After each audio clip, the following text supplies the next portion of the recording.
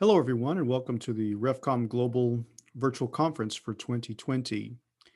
We appreciate your attendance to this event, and we hope the information presented here is beneficial and informative for you.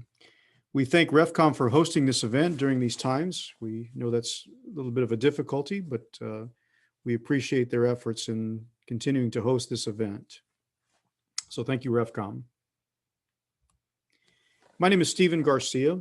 I'm with Ameriscan here in Houston, Texas. We are a specialty inspection company that focuses primarily on acoustic emission inspections, as well as 3D laser scanning for coke drums. At the end of this presentation, we're going to entertain questions. So please stick around till the very end. And if you have questions, please jot them down and we'll try to answer them at the end of the presentation. I'll be available for as long as needed. Today, I want to talk about a complete inspection solution for coke drums specifically. There's a lot of ways of testing coke drums, and I want to present what we have done in the past and kind of explain some of the advantages of utilizing that, these methods. And so we'll kind of go over those and explain what the benefits are. We'll start with the kind of an overview of what are the problems that coke drum operators face, which is unique to their operations and very different from all the other problems that you see in refineries and chemical plants. We'll first look at acoustic emission testing. What is it? How does it work? How is it applied specifically to coke drums? Then we'll look at the 3D laser scanning. And 3D laser scanning has been around for a while, and it's a very good method for determining drum geometry. And we'll show some examples of the output of a laser scan and what it can and cannot do. Then we'll look at some high resolution imaging, and we have access to some amazing photography and video equipment nowadays that gives us some high definition resolutions that were not achievable prior. And we can actually get a view inside the drum like we've never had before. And I'll show you some examples of that and what the possibilities are.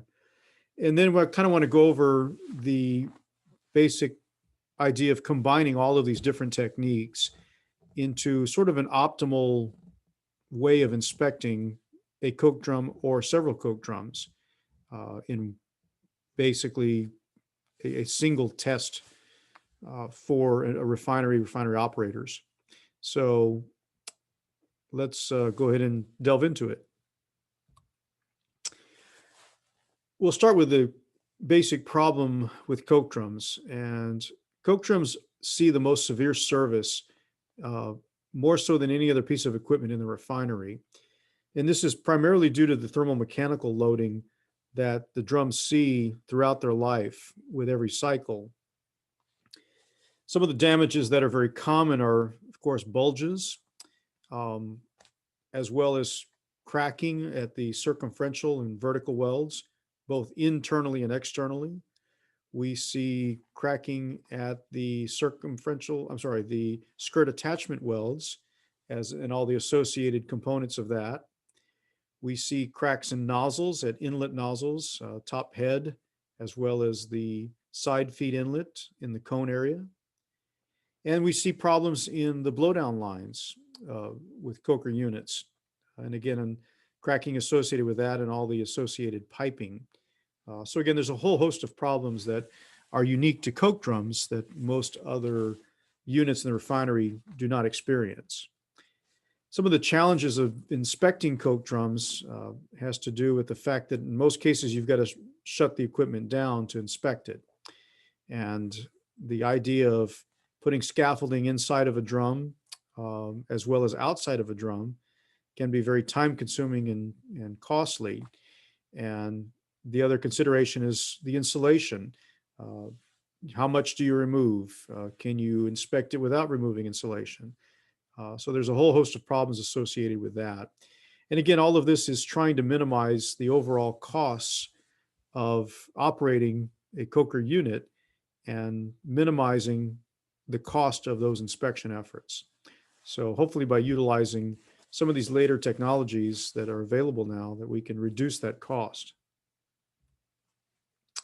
Acoustic emission testing has been around for a while, and it's basically one of the non-destructive techniques where we only listen to the structure. Unlike most of the other techniques, we don't send out a signal and listen for a reflection. In the case of acoustic testing, all we do is listen. So the picture that you see on the side there shows a typical sensor and a waveguide. The purpose of the waveguide, it has two purposes. Number one is to provide a kind of a heat standoff so that we don't damage the sensor from the operating temperatures of the drum. And secondly, it allows us to access the drum shell with minimal disturbance to the insulation. The only disturbance would be the 1/4 inch hole that's needed to push that rod through the insulation to touch the drum. So, and again, much like a doctor with a stethoscope, we're just listening to what the drum is doing during these cycles. And from those sounds, we can determine, is there cracking? Is there some other flaw that's propagating? And that's the basic idea of the acoustic testing. All we're doing is listening for flaws that are propagating. In 2013, there was an API survey that was done on coke drums, and 76% of those that were surveyed did in fact say that they were using acoustic emission testing during normal operations to both detect and locate active flaws in the drums. That's a pretty significant number when you consider the total number of drums in the world. The method itself is being incorporated into several standards, including those of ASME, ASTM, API 579, API 572, and several others. It's a well-known and well-documented technique for inspections. One of the other advantages is we can actually provide source location for active flaws on very large structures.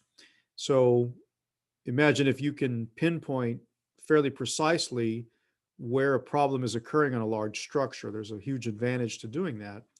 And in the case of coke drum, it helps to minimize the repair efforts. AET has been around for a while, and it's one of many non-destructive testing techniques. The good thing about it is it's actually complementary to all of the others. No one single method can actually do everything. They all complement each other in some way. And with the acoustic testing, we can actually pinpoint locations that can be followed up with some other non-destructive testing methods, such as phased array. So for example, if we find flaws on a structure, although we cannot size them and characterize exactly what they are, we can help pinpoint a more precise location so that some other method can be brought in to characterize and size the flaw.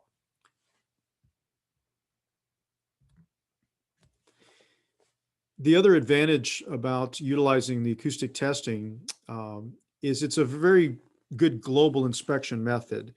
We can set up an array of sensors on an entire coke drum and basically perform an inspection without having to shut the unit down or remove any insulation whatsoever. So it's a huge advantage to doing that, where we can quickly identify problematic areas. The other thing is with coke drums is we can actually minimize the costs during the installation by utilizing a rope access crew. And so that eliminates the need for scaffolding. In many cases, the cost of the scaffolding in a coke drum far exceeds the cost of the actual inspection itself. So if we can minimize the cost to the operators of coke drums, that's a pretty significant impact on their bottom line. So we try to figure out the best and most efficient way of doing that. And in our case, using a rope access crew is a great way to install these sensors very quickly.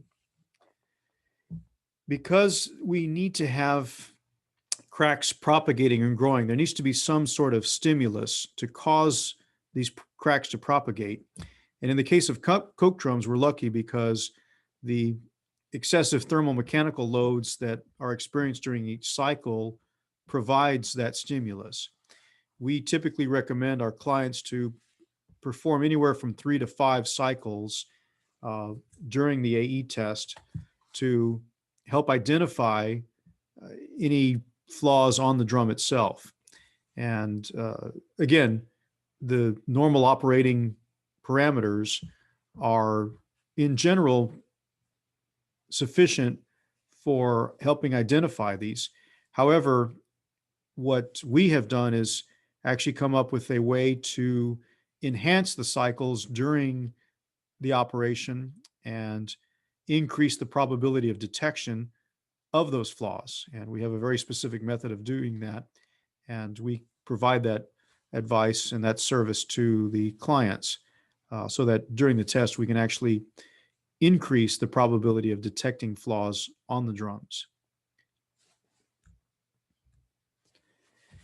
In order to identify the actual portion of the cycle that the drum is on, we use thermocouples mounted right on the drum, and that data is fed directly into our acoustic testing data acquisition system.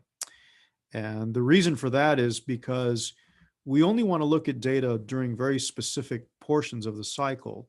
If you look at this graph, the highlighted areas are the areas where all of the data analysis is performed. So in this case, it's during the quench and during the heat up portions of the cycles. Because these are the most damaging to the drums, this is where we get the most amount of data. The filling and the cutting portions of the cycle are far too noisy for us to determine a crack propagating versus regular process noise. So even though we record all of that data, we don't utilize it during the analysis. And again, we're looking at a very specific point in time. And what we have found would be well known is that the heat up and the quench cycles tend to be the most damaging. Particularly the quench cycle, we see the most damage on drums. So that's a really important portion of the cycle for us to do data analysis.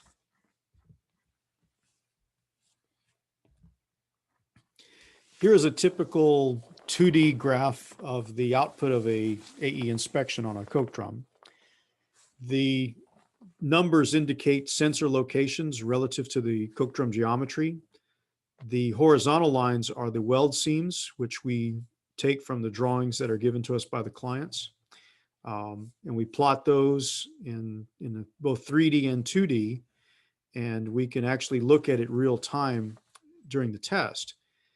The green, yellow, and red dots that you see are actual AE events that were recorded during this particular test. The colors are significant because of the intensity of the signals. We tend to follow a similar convention that your stoplights use red, green, and yellow. And it's a good, quick way for us to look at the data and determine where the problematic areas are. In this case, the red is the high amplitude events, high energy, high amplitude events. And those are what we're looking for. The other thing you'll notice about this particular graph is the clustered events around certain locations. So for example, the red dots near the center of the drum would indicate a very loud event, something very strong.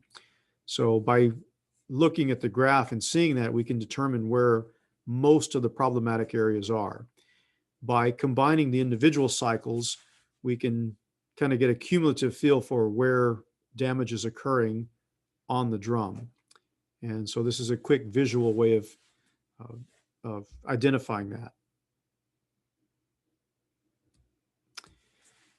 After the AE testing is done, we tend to give a map similar to this, which basically highlights the areas that we think will require some sort of follow-up inspection with some other NDT method. And again, these are designed to narrow down the required areas during the turnaround. Again, you don't want to have to perform an inspection on the entire drum every weld seam. So we try to pinpoint very specific weld seams, very specific areas with as much accuracy as we can to minimize the effort required during the turnaround.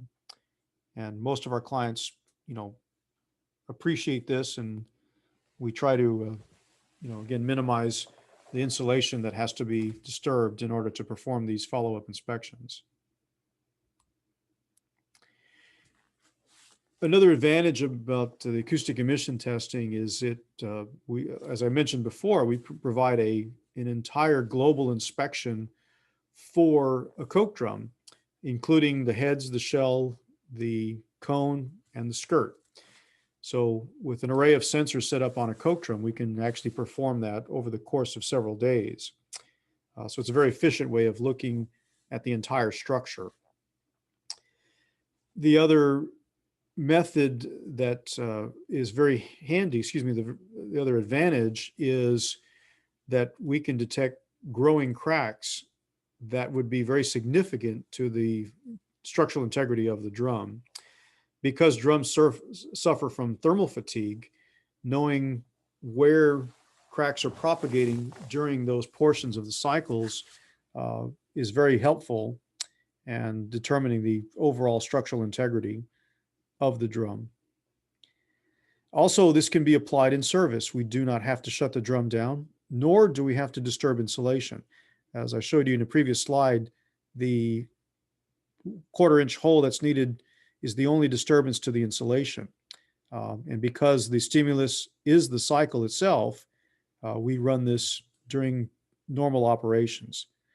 So we don't have to shut any equipment down or cause any major disturbance in the insulation. That saves the operators quite a bit of time and money.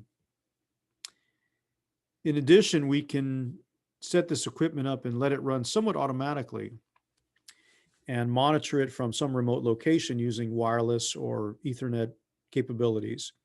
We've done that for several clients where they wanted to monitor, long-term scenarios, say months or years, and the equipment was in some other geographic region from our office.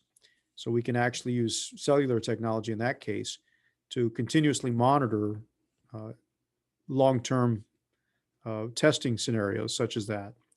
So it's from a safety standpoint, you can do this on a coke drum and minimize the need for any kind of personnel to be up on the switch deck or on the skirt deck. So this can be completely automated and controlled remotely. And again, the other big advantage is that knowing where these locations of active cracking is occurring, we can help guide the turnaround inspection and repair efforts during the turnaround. Some of the disadvantages I'll make note of are the fact that the acoustics cannot size defects. And that is a question I've gotten in many cases, is how do we know how big it is? Well, we basically don't. We can determine there is a flaw and we can determine its general location. But as far as sizing, to say it's 3 centimeters versus 9 inches, we can't tell that. The acoustic emission is not designed to provide that level of information. But what it can do is pinpoint the area where some other complementary non-destructive testing method can be used for sizing and characterization. So again, as I mentioned before, it's very complementary with other NDT techniques. So the other disadvantage is the fact that it cannot find inactive flaws. You can have many, many cracks in a coke drum, but if they're not propagating, we basically cannot hear them. So if they're not growing under normal operating conditions, we will not be able to detect them.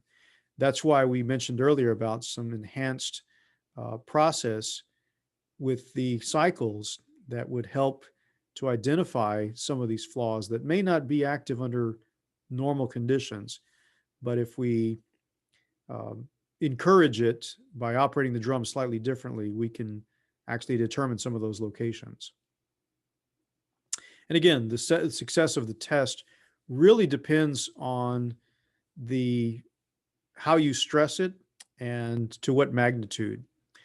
Again, we don't want to do any harm to the vessel, but if we can stretch it out or run it a little more aggressively to help determine where these flaws are, it tends to be beneficial. We'll switch over to laser scanning. Many of you have already had multiple laser scans performed on your drums. And as you well know, it's a very good method to determine the overall geometry of the drum. And in particular, it's a great method for measuring bulges as well as deformity of the drum, such as ovality. And the basic laser scan is quite simple in its theory, where you basically take the 3D terrestrial laser scanner, turn it upside down, and lower it down into the drum and take multiple scans. Those multiple scans are then put together and with some software, and from that you can get very precise radius measurements from the geometric center of the drum to the walls, and that data can be used to generate sharpness maps to highlight problematic areas of the drum, and also that data can be fed to engineering for full engineering assessment if required.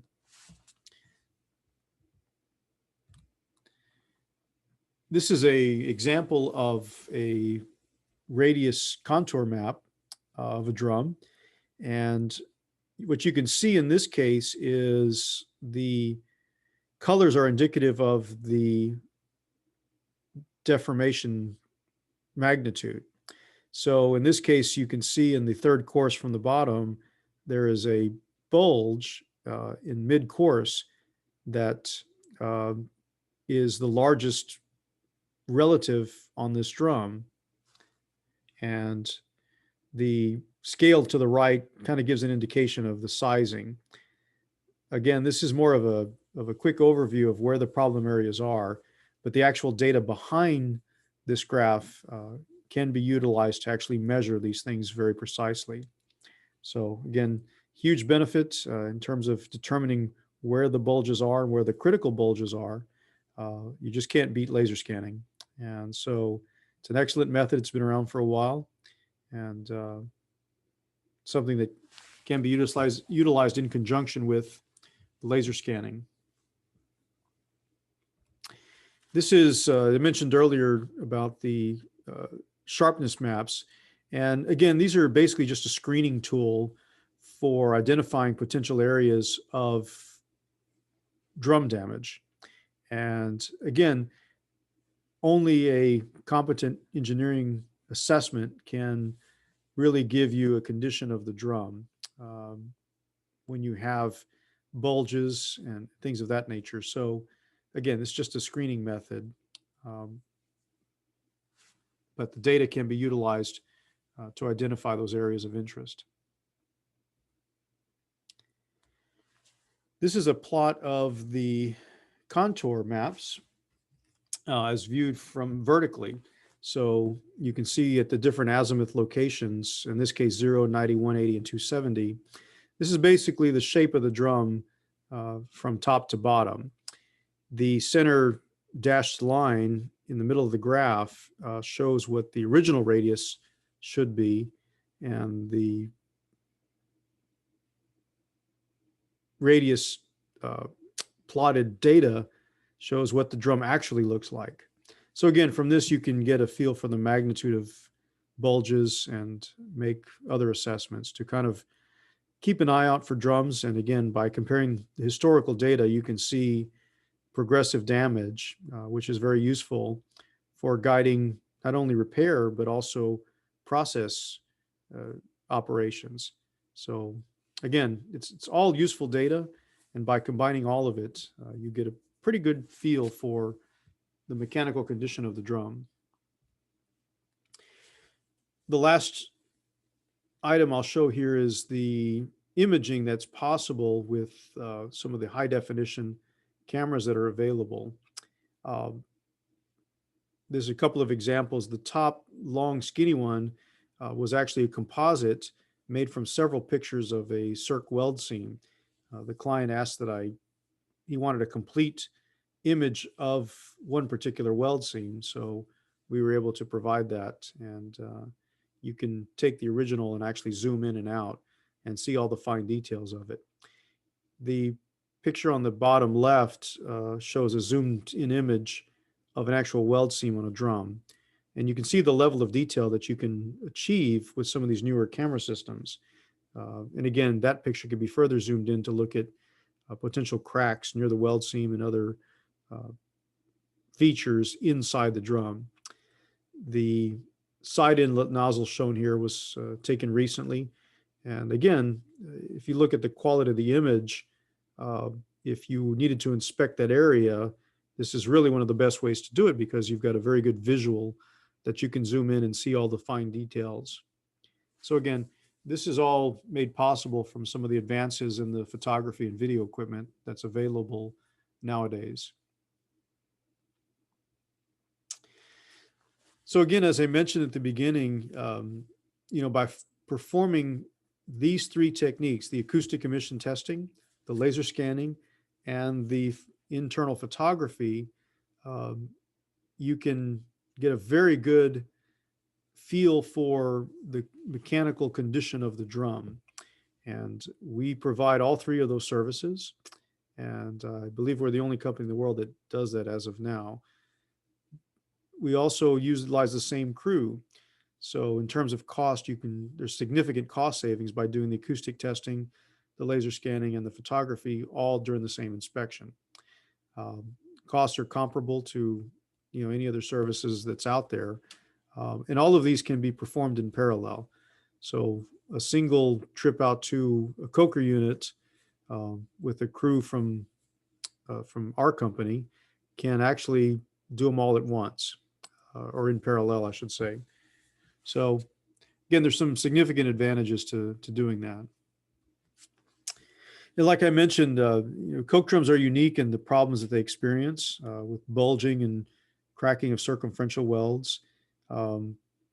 And by utilizing the acoustic emission testing, the laser scanning, as well as the high definition photography, and the combination of all these three can really give you a optimal inspection solution for your drums. And anyway, that's the end of my presentation. If you have questions, please, I'll be around to answer those. So please proceed with the questions. And I thank you for your time and appreciate RefComm for hosting this event. Thank you.